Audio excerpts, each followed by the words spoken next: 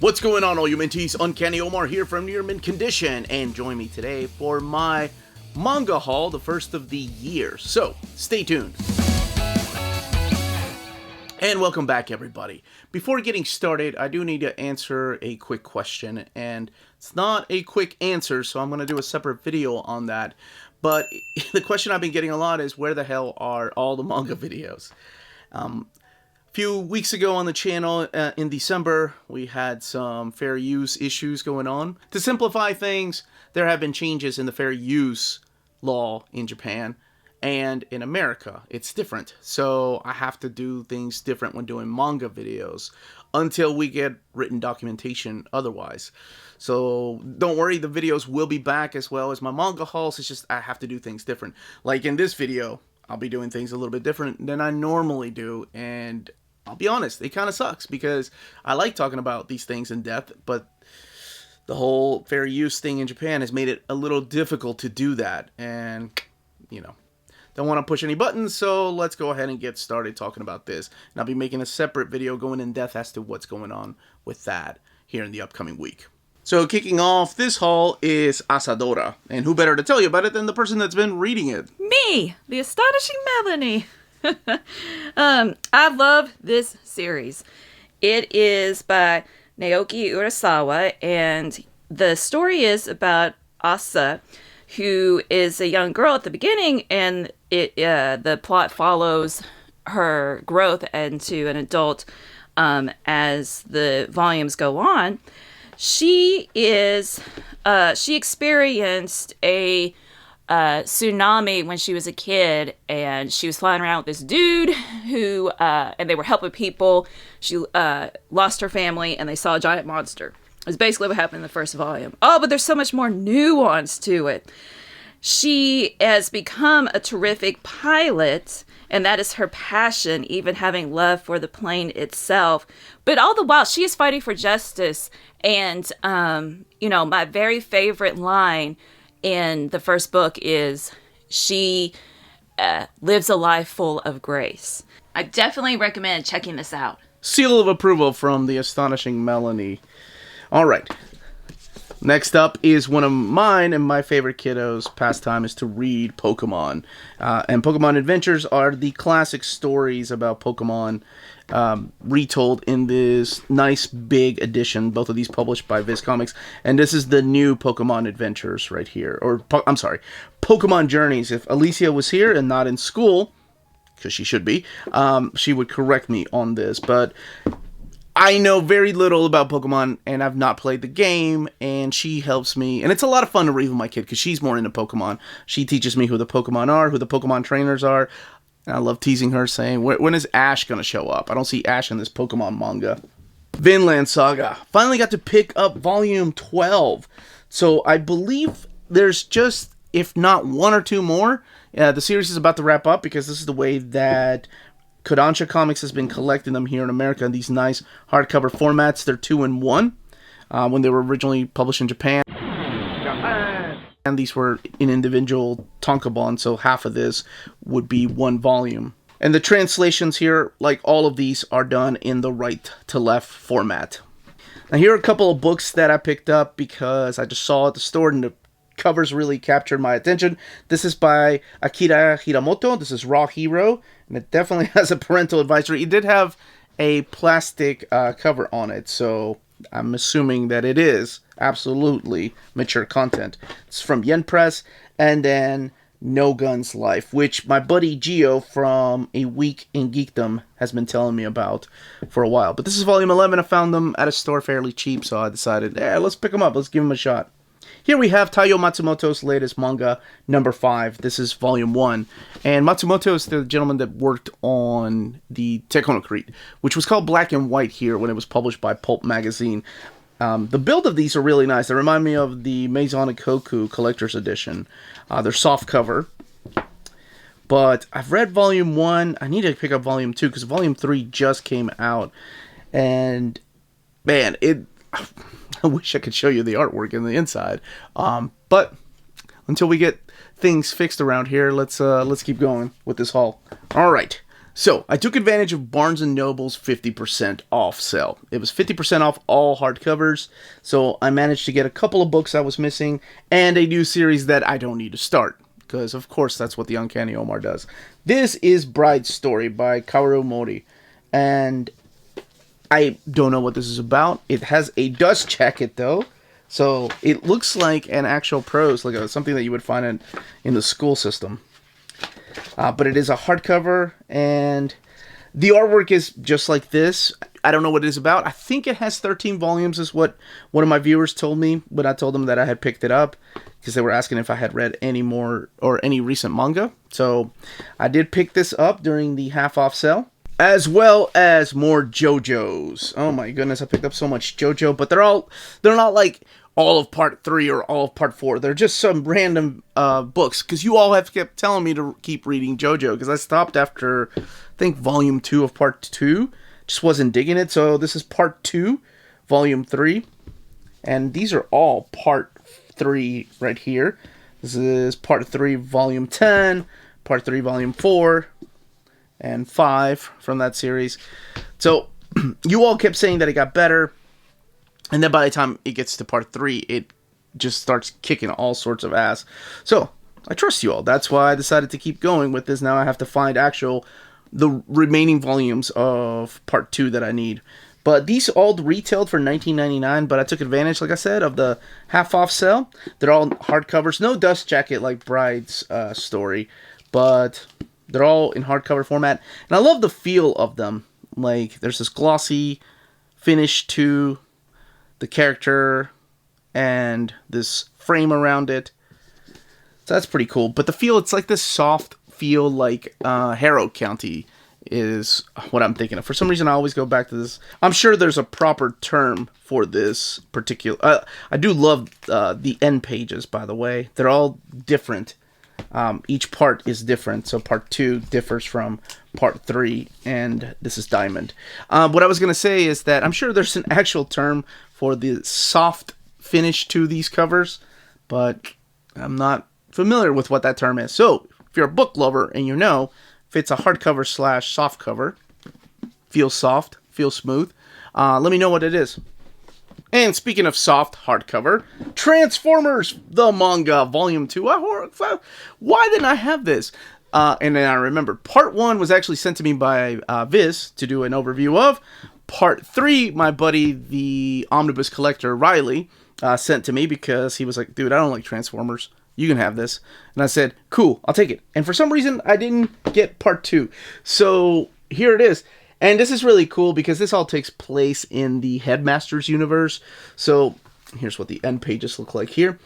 And the Headmasters was a series that was only available in Japan and never came out here to America. The story continued from season 4, which was only like 3 parts here in America, into the Japanese series. So you had characters there that did appear in the American version, but they were different. Like the origin of the Headmasters were different. Then you had characters that appeared there that never appeared here in the American version, like Black Zarek there. Or Machine Wars Optimus Prime? No. Machine Man. What the hell was his name? Power Masters Optimus Prime. What is wrong with me? But this is part 2 of the manga, and it's an adaptation. But it's a goofy adaptation, because there's a lot of humor. Things you wouldn't see in the American version. As goofy as the American cartoon got with Crimzeek, there's a lot of goofier things happening here. I lied. I said all these books were right to left. However, Dark Horse, whenever reprinting What's Michael, decided to keep the masters of What's Michael, so it's the American left to right format. So this is volume 2. It finally came out. Fat Cat Collection volume 2. So this is done in the left to right format, and of course all in English. And it's just adventures of cats misbehaving, cats that can talk, and sometimes they go to school, sometimes they're part of a mafia, sometimes they're just pets. Oh, but it's so funny and quirky. I love this stuff. And my kids loved it when I had the original 11 slim volumes. So this is the finale of that. This ends the What's Michael series. And speaking of finale, no, this is not the final volume. I think you all told me there was going to be 18 of these. This is volume 14. I think this one came from the half-off sale at Barnes & Noble. So volume 14 of Full Metal Alchemist. This is by Hiromi Arikawa, one of my top, here's what the end pages look like, one of my top 20 favorite manga of all time, and in hardcover format. And the question that I always ask myself is, what if they release a box set of the hardcovers? Would I triple dip to get... No, almost quadruple dip, because I forgot I used to have some of the 3-in-1s, and then I said, no, I'm just going to keep my single tankobons. Would I quadruple dip and get a box set if they were hardcover? Yes, I'm that stupid. Now, something that I'm glad that they are putting back out is the Shaman King. These are volumes 3-in-1. I just talked about the 3-in-1 from Full Metal Alchemist. So these were originally published in single volume tankobon by, I believe Viz owned the rights to these. And now, Kodansha has been putting them in these big, thick, fat 3-in-1 collections. The only thing I will say that is missing from these are the color covers. So each one of the tankobon had a cover, and it was in color. But the way they're collected in here, they're all in black and white. As you can see, here is your table of contents. And this is the way the covers look in here. But honestly, I mean, for the price of, what are these, $24.99, I think? No, $25.99, sorry. That's a pretty good deal. Yeah, sure, they can take the color. But the paper quality is something I wanted to talk about. It's not like the traditional Viz 3-in-1, and I realize they're a little bit cheaper. These right here, the paper in these are a little bit thicker than the Viz version. Like, they're not thin. You don't really see what's on the opposite page. That was one of my issues with the Viz 3-in-1, was sometimes when reading, man, the art was just bleeding through hard, especially on those white pages because of the paper quality that they were using in the 3-in-1s. And the final book that I picked up from the 3-in-1, sorry, I had that on the brain, from the half-off sale was Soul Eater, the Perfect Edition, Volume 3. Now, I had some of the smaller tankobons. I'll be honest, I never got around to reading it. I only watched seasons 1 and 2 with my wife. Didn't really dig season 2, but I'm a sucker for good art, and that's what I wanted to pick these up for, is the artwork. All the color pages are in here. The paper quality is this glossy paper. That's the type of paper that they're using in this particular volume. This is printed by Square Enix manga, which is crazy that Square Enix is printing things, which still blows my mind that it's still Square Enix instead of Squaresoft. Damn, I'm old. What's Michael was not the only cat manga I picked up. I also picked up Junji Ito's Cat Diary, Yonen Mu.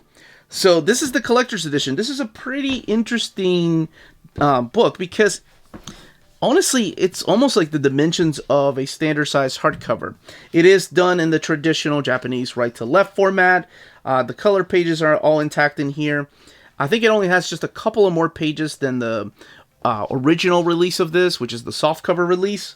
That was also published by Kodansha, but I guess because Viz has been releasing all his work in hardcover format, they wanted to do the same. Yeah, it's a little bit bigger than those. Here it is compared to the size of a standard tankobon. As you can tell, the dimensions are just a lot bigger. Towards the back is the Q&A, but this is the cover. If you have the original softcover collection, this is what the cover looked like. Next up is Fairy Tail. This is part 5 of the box set. Let's get these out of here. I can at least show the covers. Here's what the back looks like. The bottom always has the ISBN. And it's upside down. Here we go. There's the ISBN. And the retail price is $109.99. Pretty expensive for a box set that only has 10 volumes. But, you know, if you get it at a discounted price. I got this from Amazon. Comes with the exclusive stickers. I don't ever peel these, so I don't know why I get excited about stupid things like that. But here is what the contents are. So you have volume 53. But let's talk about the books. Let's look at the cover. So you have the 10 books. These were individually sold before, so nothing special about these. No special cover. They're all the traditional right-to-left format. So volume 44, 45, 46, they all have pretty much the same back. 47, each one retailing for $10.99. So if there's 10 volumes, you're not really saving anything by buying a box set, except if they're easier to find. You don't have to hunt them down, and they come in a nice little box set. You know, it's nothing really to write home about. Kodansha has released some beautiful box sets in the past. Fairy Tail ones are just plain and simple. I think it's just to get the books in there. I was collecting the oversized formats, but they discontinued those, so here we are. Now, there's only one more box set of these, and I don't know if they're going to do any of like the spin-off series in box set format, but I hope they do, because I like collecting them like this. Or Eden Zero, which is his new series. This is Hiro Mashima, the same gentleman who did the Rave, or what was it, Groove Adventure Rave, released by Tokyo Pop, and then eventually Del Rey had to finish publishing it here in America. But Fairy Tail box set, volume 5, one more to go. Now, because I've got bit by the manga bug, I get recommendations from places like Right Stuff or Amazon whenever I add things to my list, and this was recommended to me, and I bought it as a blind buy. Came right around Thanksgiving, I think. So this is Nichijou, and this is My Ordinary Life by Keiichi Arawi, same person that did the Yotsuba and Azumanga Daioh, which is a favorite in this house. So I haven't picked up a single volume from here. As soon as I got this, it's my youngest daughter, Alicia. Here, let's look at the covers. The box set, much like Fairy Tail, nothing special about it. It does come with a set of stickers. So you get 2 sets of stickers. Nope, I lied. 3 sets of stickers. Okay, so a little more than the Fairy Tail box set, but it retails for $109.50. It does collect all 10 volumes in here. But what I was saying is, as soon as we got this, I'll be looking at the front and the sides here. My youngest daughter picked this up. So she immediately was drawn to this because I guess it looked like Yotsuba. She had read Yotsuba. She loves Azumanga Daioh. And she didn't know what it was, and she started reading. She's on volume 7 right now. Honestly, because she had to do some homework, and we got into Christmas break, and she forgot about it. So if I remind her, because I brought the box set down here to do a video, I'm sure she'll pick it back up. But I wish she was here to tell you more about it, or I wish I could show some of the internal artwork. But hey, who knows? Maybe one day. Hey, that's a chocolate finger right there. Come on, Alicia. But these are originally sold in individual volumes, much like Fairy Tail. So, again, it doesn't look like there's anything special, because I did check on Amazon to see what the original art looked like. The color pages are there, and everything else is black and white. With the exception of the color pages are printed in this glossy paper, and then the black and white in that matte paper that they normally use for manga. So there's a total of 10 volumes here. So if you've read this, let me know, and I assume it's appropriate for all ages, like most of Yotsuba and Azumanga Daioh. But now it's my haul. That, as they say, is that. If you're interested in purchasing some of these books, don't forget to check out our sponsor, cheapgraphicnovels.com, your online home for brand new graphic novels and collected editions up to 50% off cover price. They pride themselves on packaging your books so they arrive safely and in excellent condition, as well as prompt and helpful service. Check out the bargain deals for up to 90% off cover price. CGN is excited to announce that they are now taking pre-orders. They're making it easier for you to ensure that you don't miss out on the hottest releases. CGN is currently running a special promotion for your mentees. If you're a first-time customer, let them know that you were referred by Near Mint Condition at the checkout, and you'll receive a credit for free shipping on your next order. This promotion is valid for U.S. customers only. Cheap Graphic Novels, your source for the hottest books with the kind of deep discount and quality shipping and customer service that will keep you coming back for more. And that was my manga haul for the first of the year. Let me know in the comments down below what you've been picking up or what I should be reading. Again, this was the Uncanny Omar. Thank you all so much for watching. Don't forget to smash that like button, ring that bell for notifications to let you know when our videos are going live. We are on Spreadshop and on Patreon. Amazing ways to support the channel if you can do so. And more importantly, everyone, stay healthy, stay safe, much love.